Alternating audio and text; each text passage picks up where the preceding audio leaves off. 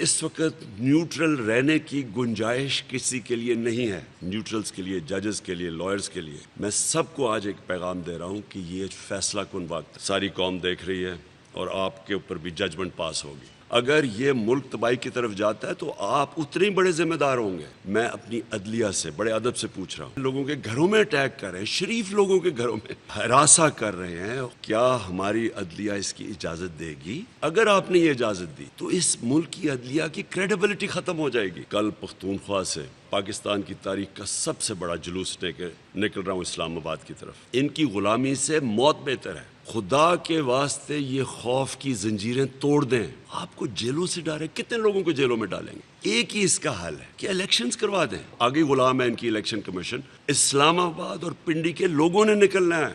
اندھیرا نظر آ رہا ہے یہ جب تک یہ لوگ اوپر بیٹھے ہوئے ہیں۔ چور اس لیے یہ نہیں چاہ رہے اقتدار میں آ کے ملک کی کوئی خدمت نہیں کر رہی، انہوں نے اپنے کرپشن کے کیسز ختم کرنے ہیں۔ یاسین ملک، بڑی لمبی سٹرگل ہے کشمیر کی آزادی کی سٹرگل۔ میں بڑی سخت مذمت کرتا ہوں ہندوستان حکومت کی، کسی صورت ان کو دہشت گرد نہیں کہا جا سکتا، کوئی اخلاقی جواز نہیں ہے۔ اس کو اتنی دیر ٹارچر کیا ہے